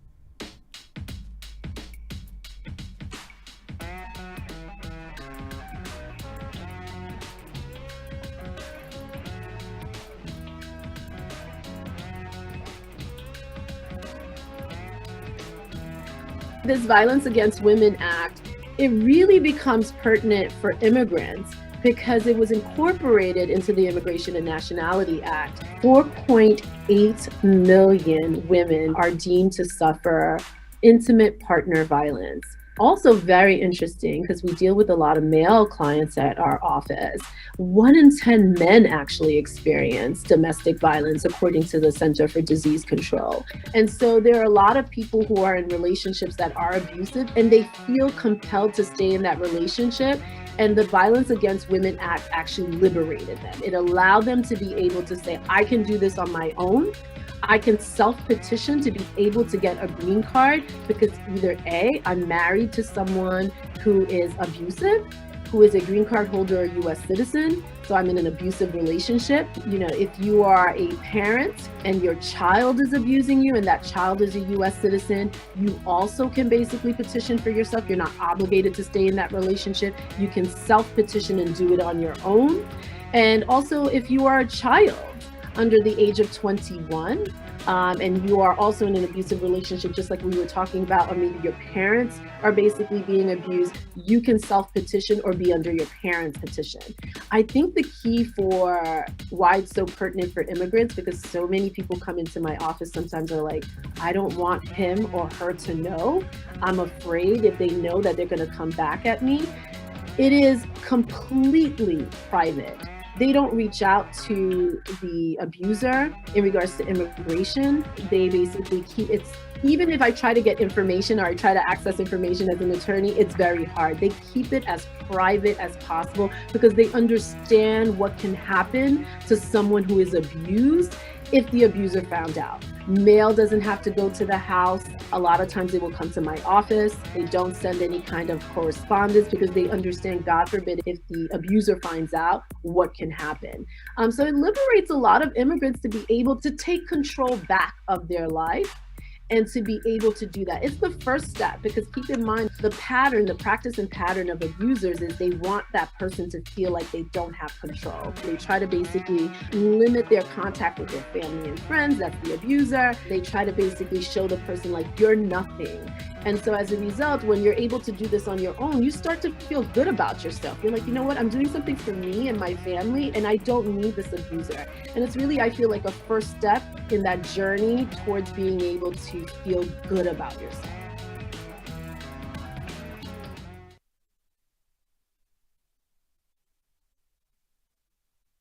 Going with social media checking. Let's get doing. What am I talking about? Let's get going. Sometimes I'm not grammatically correct. I apologize. All right, what do we got? I don't hear you. You don't hear me? Now I do. Oh, okay. Our first one is a VIP squad member. It is Betty Brown, and she's asking, my friend is in the U.S. with her fiance right now. Once they're married, can her spouse apply for green cards for her and her kids at the same time. They're from Jamaica. Yes, of course, as long as the kids were under 18. Sean Brooks, another Brad Squad VIP member, asks, my wife is a U.S. citizen and filed the I-130 for me, but she did not meet the poverty guidelines and required for 2 people. Now she wants to use her house as an asset. There's no mortgage or lien on the house as she bought it in cash, and the appraisal value is $55,000. Also, her 401k has $9,900. Can this work for us? Well, you can take 20% of the appraised value of the house that doesn't have a mortgage on it and add that to her tax return. So that would be about approximately $10,000 and change added on, about 20%. I don't know what, 55, $11,000. Actually $11,000 if I did the math right. That would be 20% of 55,000. So you get to add 11,000 on to whatever her income is on her 1040 return. The 9,000 in a savings account, you again get 20% of that. That would be about 1,800. So both of those assets together, you would be adding about $12,800 to her tax return. Hopefully that's enough to put her over the top. But don't forget, you have this 944 form where you got to show prospectively that you're not going to become a public charge. Okay, all that math. Jeez. Did you like how I did all that math in my head? Yeah, that was wild. All right, Nadine Stewart, another VIP member. My sibling who lives in Jamaica is in the F4 category and was told they were documentarily qualified in May 2020. Do you have any idea when they might get an interview? No, because of the Trump proclamation. It just got lifted less than a week ago, 7 days ago. So they've got 400,000 people to interview. I don't know where she is on that list. J Dove, another Brad Squad VIP member, can one re-enter into the United States after being deported for a felony under President Biden's new proposed law? Unlikely, but there would be waivers available if you can get refiled again, perhaps, yes. Depends on what the felony is for. Okay, Bint Usman, another VIP member. My sister traveled twice on her tourist visa. On her second trip, she worked illegally for a day. She tried to enter a third time, but was stopped and questioned at the border, to which she admitted to working. Now, she got deported with a 5-year ban. It's been a year since, and she's now married to a U.S. citizen. And they have a child and one on the way. How can she petition for her without, or how can he petition for her without waiting that 4 more years? Well, not only you have to wait the 4 years, she has a permanent bar because she has that 5-year bar, plus she has a permanent bar for misrepresentation. I would file the I-130 now. You can file a 212 waiver to come back after prior order of deportation. You can also file a waiver for misrepresentation, and hopefully it all works out. Kunta Kinte on YouTube, can I adopt a sibling under 18 years old and later apply for their adjustment? Depends where that sibling is. Okay, Serkan Tumor, email. Regarding re-entering the U.S. with a B2 visa, if my passport was stamped with something that says limited stay, will this make it more difficult upon the next attempt to travel and return to the U.S.? Absolutely. You better stay out for a long period of time before you come back. Akris Butamanti on YouTube, my brother wants to apply for asylum. He is bringing his partner and she has 2 children who she shares custody with as their biological father abandoned them. Will we still need to get permission from the biological father to bring the children to the U.S.? Sometimes they ask if you can get it, great, but if the biological father abandoned them and you can show that the biological father abandoned them, you don't need it. Okay, Romel on Facebook. I have a VAWA case and my I-360 is pending for 2 years now. I just received the prima facie from USCIS. What does this mean? It means that they've made a cursory look at your application and they believe that it's legitimate. Super Amore Love on YouTube, is Biden going to appeal the immigration deportation freeze block? The deportation, maybe, but by the time they appeal it, it's the 100 days is over, so it's irrelevant. Okay, Darlene Cruz on YouTube. Is there any chance that an F1 student can apply for a green card? Yeah, if they get sponsored by a job or a family member, it's possible. Why not? Natasha Archer on Facebook. Can my husband petition for my children who are currently in the U.S. if they are 8 years old and 21 years old? If the 8-year-old, yes. The 21-year-old, if the marriage happened before the 18th birthday. Okay, Moni Fernandez on Instagram. If my company is going through an acquisition and I'm under an H-1B, what are my options to apply for lawful permanent residence? I've been employed under a TN for 3 years and under the H-1B for a year and a half. Well, you got to find out what the acquisition is. If it's a new company buying your old company, they're going to have to re-sponsor you. The new company is going to have to re-sponsor you for your H-1B because there's no company there anymore. If it's a company just buying, the assets of a company, then, that's also going to be a problem. So it depends on really what the situation is with the purchase of the company. So we got to find out more about that. 3 more. Lilith Duran on Instagram. My cousin has had TPS since 2000 with a clean record. A year and a half ago, he visited El Salvador for 2 weeks with a permit to go back. He is single. Will he be eligible to apply for permanent residency by himself without marriage or request from his relatives with the new laws? He may be eligible for the amnesty if it passes. We'll see what happens. Okay, Bukola Stani on Facebook. If I want to file for my husband as a green card holder, which form should I use, and how long do you think it will take until we can come into the U.S.? I-130 visa petition, 2 years. Okay, and this one comes from Suman on YouTube. Can my husband travel while his approval letter is still pending and come back to the U.S.? What approval letter are we talking about? We don't know. Need a lot more information. All right, so today on March 2nd is National Read Across America Day. The National Education Association established National Read Across America Day in 1998. The day coincides with the birthday of children's book author Dr. Seuss. The event was established to celebrate reading and to get children interested in books, as well as to cultivate compassion and promote inclusion through reading.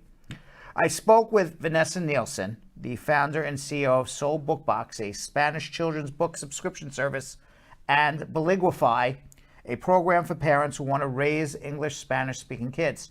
Vanessa and I discussed the benefits and challenges of raising bilingual children, as well as some of her favorite books and top tips to make reading fun for the whole family. Let's watch. Vanessa Nielsen is the founder and CEO of the Spanish children's subscription service Soul Bookbox. Vanessa also runs a program for parents who want to raise bilingual English-Spanish-speaking kids called BILIGUIFY. Born and raised in Mexico, Vanessa is now based in Phoenix, Arizona. She joins me to discuss why she is so passionate about the importance of raising bilingual children and to share some tips on how to make learning a new language fun for the entire family. Welcome, Vanessa. How are you? I'm fine. Thank you so much for having me. Let's talk a little bit about you and how you got to be doing these educational programs. You're based in Phoenix, Arizona, but you were born and raised in Mexico. So tell us a little bit about your immigration story. It's kind of an interesting immigration story because I'm a dual citizen. I also am a Mexican citizen. So my husband laughs at my immigration story as a U.S. citizen. It was certainly less challenging for me than for many other people to cross the border, which I did when I was 18 for college. So you were born in Mexico, but your dad was an American, so you obtained a U.S. passport through being born to at least one parent who was a U.S. citizen. My grandmother is actually American, and then my dad is American through her, so it's kind of a long line of Americans living in Mexico, and also being Mexican. So you went back and forth growing up between Mexico and the United States, and you never had a problem going back and forth, right? No, and it was interesting because, even our school, my high school would play, the sports teams would play across the border. We were pretty close. And so it was really striking to see how, many of us were American, some were not. And so sometimes it would be like, okay, the whole team can go except for this one very important person who couldn't get the paperwork in order and has to miss this trip. So Wow. border was always very present in our lives. Even in my own family, we've had family events. My cousin got married and one of my other cousins like narrowly made it to the wedding because the paperwork wasn't right and, she couldn't make her flight. So even within my own family, we've had occasions where some of us can't make it to whatever side of the border. I think we're very lucky in the sense that, many of us can. It's been just such a struggle, either people that are waiting to come to the US or people that are already here and can't reach that citizenship. How far was your town where you were born from the US border? My town where I'm from is about 3.5 hours from the border, from the El Paso, Juarez in Texas. And tell me about the differences growing up in terms of culture and attitudes between Mexico and the United States that at least you remember. It's interesting because we went back and forth so much. We had family in the States and in Mexico. When I moved to the States, I kind of thought like, I kind of know, everything there is to know. And I was surprised when I moved here, how different it was, even for me as an American. So, for somebody that had never been to the States before, I can't even imagine what the culture shock would be like. And in Mexico, especially northern Mexico, we have so much influence from the States. We watch, movies from the States and we hear the music from the States, but there were just gaps in my cultural knowledge that I didn't realize were there until I was here. Give me one example. Well, like I remember being in college and one movie I remember specifically was The Princess Bride, and they had all seen The Princess Bride and I was like, I have no idea what movie that is. Like, I don't know what you're talking about. So just things like that. And I was like, okay, I didn't know that I didn't know that. Now you moved from Mexico to Utah. Where did you attend college? I was in Provo.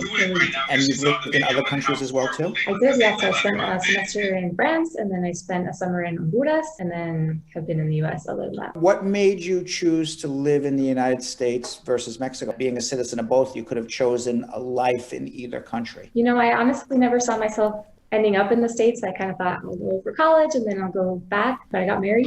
So then I stayed here. My husband is Ecuadorian American, but he's been living in the States since he was little. So we just stayed in the common denominator. I guess love changes everything, right? Right.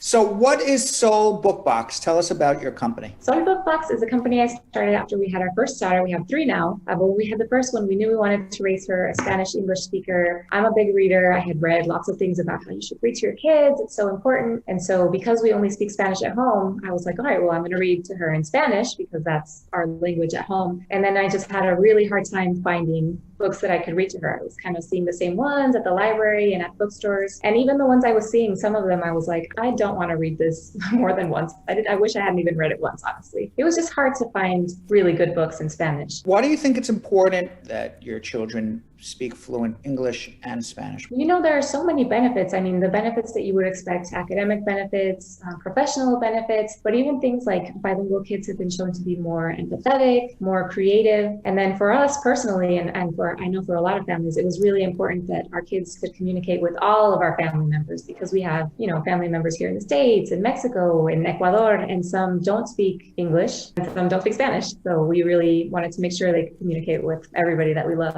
I think here in the United States, many people, when they come to the United States, when they migrate here, especially in generations past, they really wanted to assimilate. They wanted to learn English. They wanted their kids to learn English. They wanted to be American. And I think sometimes that came at the cost of whatever language they spoke in their home countries. In the case of people who came from Mexico, kids didn't learn Spanish. The parents didn't want to speak Spanish at all at home anywhere. And I think that is really changing now, which makes me feel very happy because I think it's such a necessary part of being rooted in where you come from or where your family comes from. Being able to understand the family members that didn't come to the United States, being able even to understand the reason your parents do some of the things they do, the cultural heritage that you have, the sayings that your family has, all of that. You need to be able to speak or at least understand the language that your family comes from to really be rooted in that tradition that you carry. So when you couldn't find books in Spanish, what did you do? I did spend a lot of time on Amazon. And it was the kind of thing where I'm like reading Amazon reviews obsessively, like, is this book going to be worth the investment? Many Spanish books are not cheap, because they have to be imported from other places. So I was like, if I'm going to buy this book, I want it to be a good book. I know I'm not the only person that has to be having this problem. Like there are so many families raising bilingual kids in the States. We all need something to read. We all need great things to read. So if I'm doing this anyway, if I'm looking for books and curating books, I might as well offer this as a service to other people who don't have time maybe or interest in doing it themselves. So when did you start this company? I launched right at the very end of 2016 and then shipped out my first books 2017. And this is all online? All online, yep. Is it important to have a specific reading time for children, especially if you're trying to teach Spanish and English? No, that's kind of one of my crusades. You know, I have 3 kids. I know many people are fans of the bedtime story. I'm a fan of the bedtime story in theory, but by the time it gets to like 7:30, 8 p.m., all I want is for my kids to be in their beds, and the only story I want to be reading is my book. Especially now in this year that we've been home more for the pandemic, I call it 3 before 3. 3 books before 3 p.m. And so that can be in the morning, that can be at lunch, or that can be 1 in the morning, 1 at lunch, you know, whatever. But I try to get that reading done earlier in the day so that at the end of the day, if we need an early bedtime, we can have an early bedtime. And if not, we can read more books at bedtime. So you don't necessarily have a ritual of reading books at night for bedtime? I don't know. And I think maybe someday we might when the kids are a little older, but right now they're all so little. The end of the day is just an exhausting time for all of us. And what is Seed Spot? I can tell you the whole story. So when I first got this idea, Univision, my local Univision station, Univision and Seed Spot, which is a small business incubator and accelerator here in Phoenix, had this contest called Pitch Me Your Dream, Véndeme tu sueño, where you would go and tell them your business idea. And then, you know, people would move through rounds and have training around this business idea to be able to launch a business. So I went and pitched them this idea for a Spanish children's book subscription service and went through Seed Spot's business training, and in the end ended up winning that Pitch Me Your Dream contest. So it's kind of like Shark Tank. Mm-hmm. And how did the launch go? It went really well. You know, it was my first business and I didn't really know what I was doing. That first year was very rough. I had my second daughter, so I had a 2-year-old, a newborn, and I'm trying to figure out this business. So it was one of the hardest years of my life, but I made it. We made it through, and it was definitely a learning experience and really beautiful to see people come behind this idea of reading in Spanish. Tell me how the subscription service works. So it's kind of like a book of the month sort of idea. You sign up for 1 month or 3 months or 6 months, you know, however long you want. And then every month we send out 1 hardcover picture book. We bring them in from all over the place, from Spain, Latin America, some from the US, if they're very, very new books. And then everybody gets the same book. So, you know, we are choosing only the most beautiful books, the best quality books. We don't usually send translations, but if we ever do send a translation, like a very, very good translation, where you can't even tell it's a translation, you know, and then everybody's getting this book every month. And these books are geared to what age? They're picture books, so they're probably best for about 2 or 3 to 6 or 7. But people read them to babies. I read them to my babies. So it just depends how early you want to start. Occasionally I'll send a bilingual book. They all come wrapped like a present too. So that is very exciting for the kids to be able to unwrap the book, you know, just trying to make it as exciting as a toy. And how much does the subscription cost? It depends. The longer subscription you buy, you save a few dollars. Monthly subscription is $20. Then it goes down a little bit from there if you buy a longer subscription. Now, how do you go and find all of these books? I know which publishing houses I like, and I have relationships with people. But at the beginning, I went to the Feria Internacional del Libro, which is an international book fair in Guadalajara, Mexico, every November, except for November 2020 because of COVID.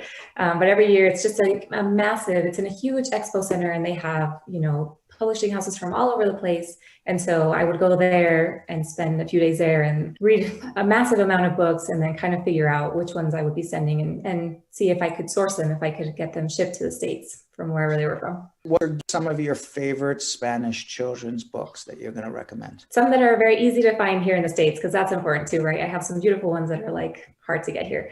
But the ones that you can find in the States that I really love, there's one called Alma. It's also in English as Alma and How She Got Her Name, Alma y Cómo Obtuvo Su Nombre.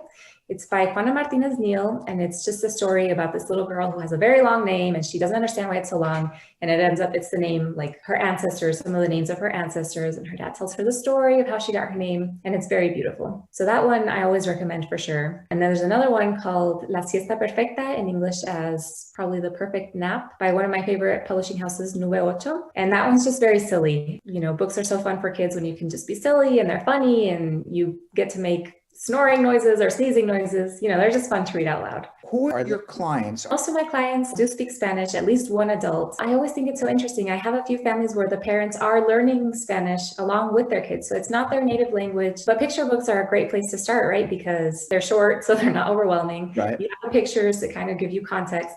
And the vocabulary is it's good. It's very rich because they're meant to be read out loud. Or parents that have their kids in like bilingual schools and never spoke Spanish until now, but now they want to all do it together. So I always think that's so interesting, and it makes me very happy. So besides Soul Book Box and being a full-time mother, you started another company. It's called BILIGUIFY. What is BILIGUIFY? BILIGUIFY came out of my relationship with the Soul Book Box subscribers, parents that were getting these books in Spanish. And it's kind of like a second step to Soul Book Box because lots of parents, they want to speak Spanish at home. They know reading is important, so they buy the books, but then it's kind of like there's sort of a disconnect between okay, we speak English all the time and then we read this book in Spanish and that's it. And honestly, that's not enough. If you want to raise bilingual kids, you just need a little more time and effort that they are hearing Spanish. So BILIGUIFY was my attempt to bridge that gap and really give families a strategy and some methods for teaching kids Spanish at home, but also making it not like another thing you have to add to your to-do list. We all have so much, and especially now, we're homeschooling our kids and trying to be their entertainment all day while we can't go out. So I really wanted to make Spanish something fun that wasn't like a chore for either the parents or the kids, because then they won't want to learn, and who can blame them? We go through making a plan for how you're going to approach language. Are you only speaking Spanish at home? Are you speaking Spanish in the morning and that's it? Is only one parent speaking Spanish all the time and the other English? Whatever it is, there's no right answer. It just depends on how you want to approach it. And then giving suggestions for here's some great playlists for music you can incorporate. Here are my favorite books. Here are some, just things you can do to incorporate that in the things you're already doing. Honestly, you're already listening to music. You're already reading to your kids, probably. You play together. So this is just a way to do it in Spanish. Are you conducting the classes in these groups? Yes, so I open it, so it's live. It's a live three-week class, and I open it a couple times a year. I'll probably be doing one in about a month or so. And so we kind of all go through the program together. We have Zooms and we talk about things and try to make it very interactive also, so that other parents gain that community. Give us one of your top tips on what to do with your children at home to encourage them to be Spanish readers. My top tip is to have Spanish books around, right? Because it's hard to read in Spanish if you have no books. But I would say my dark horse tip for parents is to change your phone and to change your Alexa to be in Spanish. You as a parent, if you're looking at your phone and see it in Spanish, it kind of triggers oh, we're doing the Spanish thing at home. I'm gonna remember. Or even Alexa, you're talking to Alexa in Spanish, your kids hear her talking in Spanish, and it's not like it doesn't come from out of nowhere. It's kind of, you're creating that environment already. So when you go into your home, you're in Phoenix, when you come into your home, you close the door and you're in your house with your kids, is English spoken at all, or it's all Spanish? It is spoken, especially this year, because, we kind of were depending on the world and schools to really bring in that English. And this year, of course, we haven't had that. And so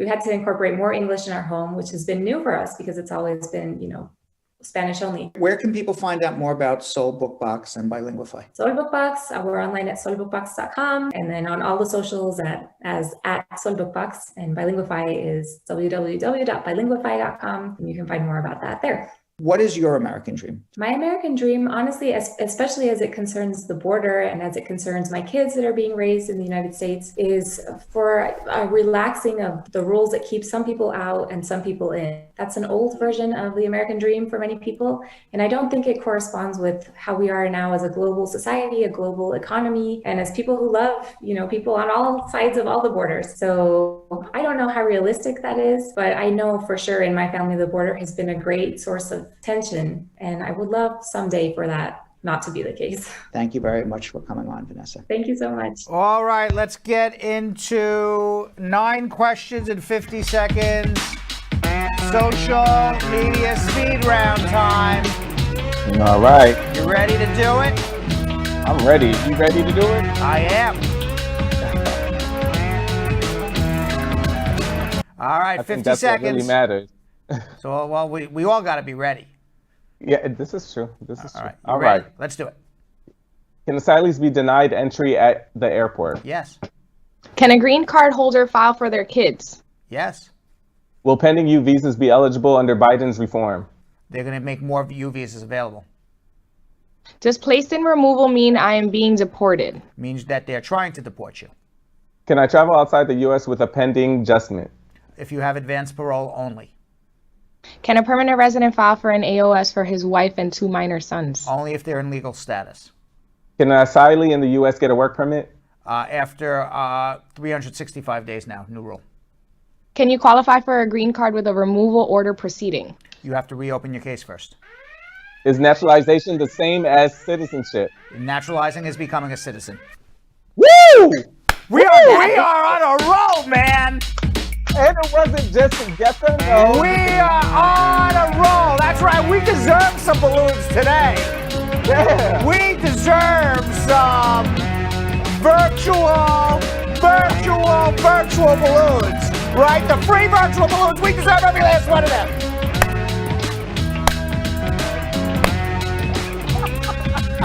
What about this one?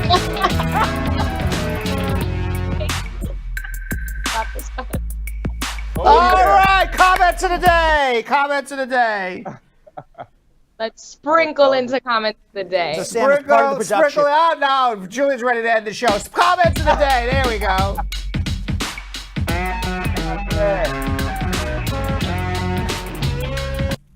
What do you got? All right, our first comment of the day comes from Miloslav Minkov, saying, my mood was low, but once I saw the squad and Uncle Brad, my day got better. I don't know why, but you have so much positive attitude that just brightens my day. Thank you guys. Keep it up. Thank you very much. Thank you very much. I'm glad that emanates right through to your telephone or computer screen or wherever you're watching. I love it. Okay, next one comes from John Gray saying, hi, Uncle Brad. Thank you so much. You are so cool. Cheers from the Philippines. Oh, thank you very much, John. Ooh. Like that. The Philippines, Yes. thinking I'm cool. Love it. The whole world, The whole Brad. world. The whole world. Well, at least the country of the Philippines does. Well, I don't know about the whole world. We'll see. All right, our next one comes from Terry D. Real Lamas. Slavaz. Yes. Saying, rest in peace, Bunny a Whaler.